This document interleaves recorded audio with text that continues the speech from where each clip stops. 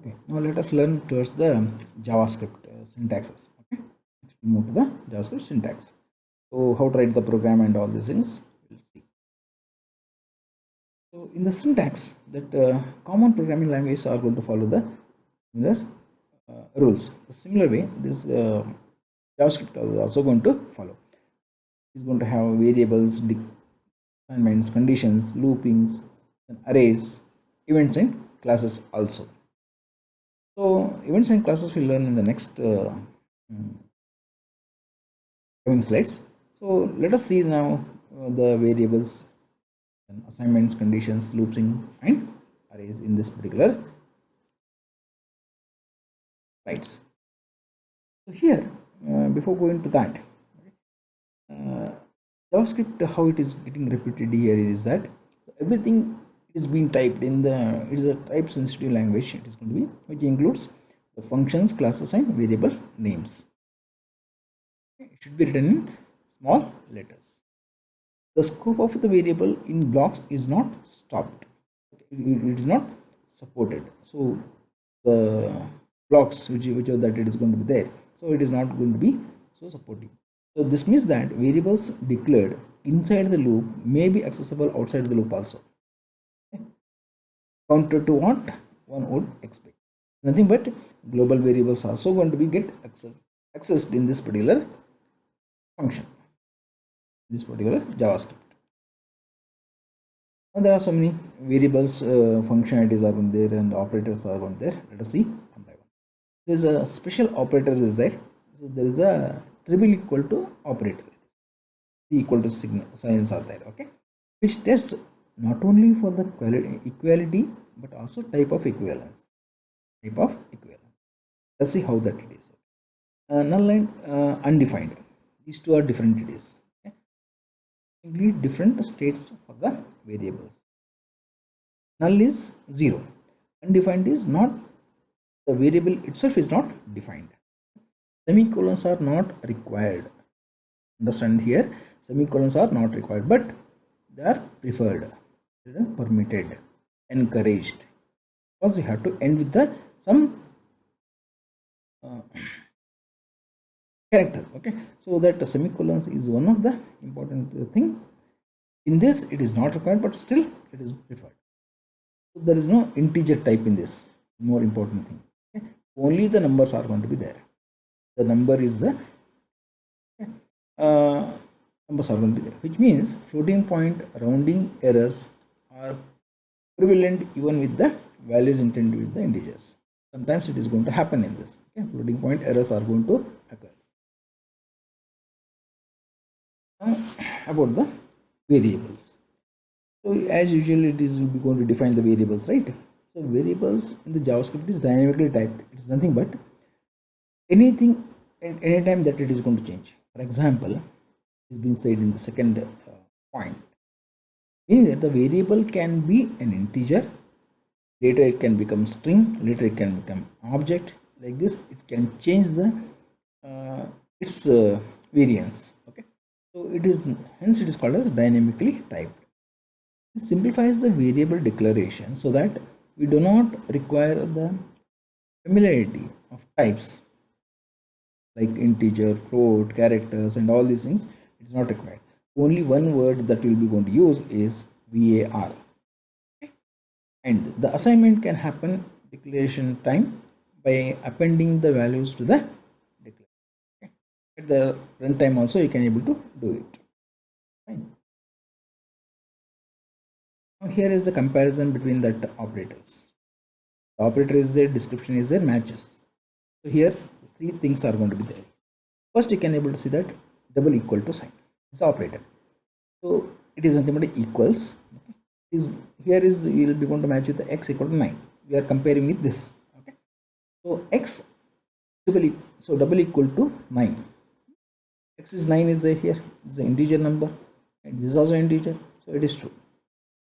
The second point here is x is equals to double quote 9. This is a string. So hence actually it is 2 it is saying. Okay. 2 it is saying. Understood? When you are going to use double equal to. Now here you will be going to use triple equal to sign. So exactly equals, including the type, that it is going to be checked in this. Now you see x triple equal to 9. Okay. So here 9 is there, right? This x is 9. This is a double quote 9, means it's a string. It is saying here false. Understood? Then x triple equal to 9 is true. Means it is going to check not only the equality, but it is also going to check the type of the variable. Okay. So that is the advantage of triple equal to sign here. Then these things are common every languages: less than, greater than, less than or equal to, greater than or equal to, not equal to. And here the last one here, the not double equal to is there. Not double equal to. So this is not equal in either value or type, similar to this triple equal to. Okay. So x is not equal to 9. So that is true, right? So this 9 is integer. This is string. So it is true only. So this integer is not equal to string. So output is going to be true. So here x is not equal to 9.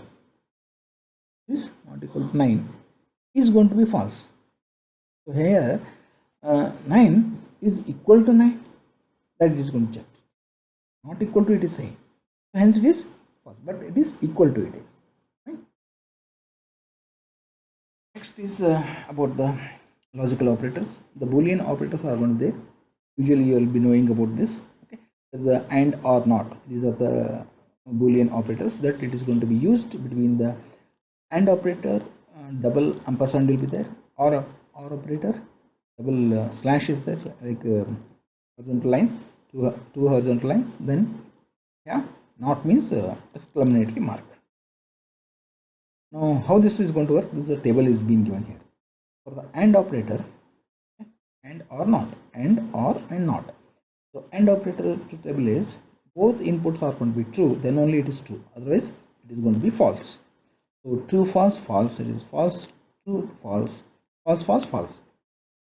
But in case of OR gate, it is different. OR gate, what happens?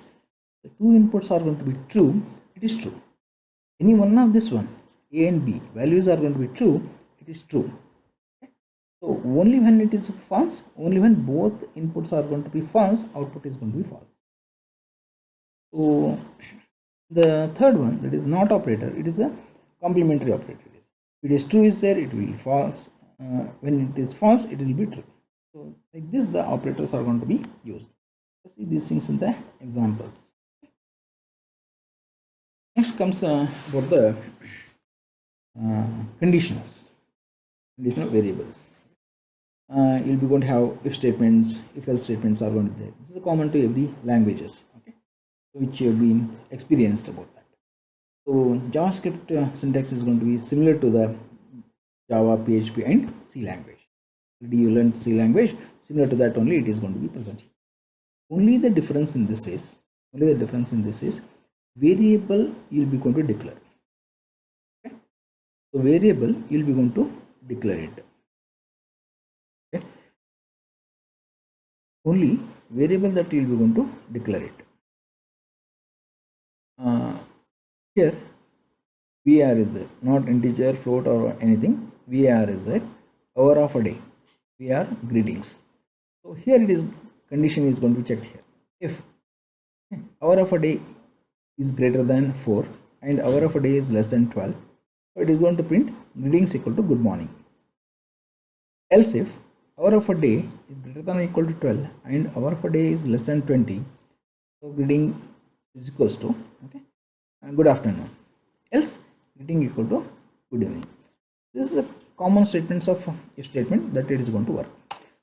Only the difference between your C and C++ is, this JavaScript is variable is there here. That's it. Okay. Apart from that, everything is going to be same. Here also you can see at the end semicolon is there, and then semicolons are going to be there. Even if you are not going to put also, it is going to work. Okay, but still it is preferred. Next about the loops. Okay, common again, like conditional loops. Okay, we are going to have while and for loops are going to be there. Okay,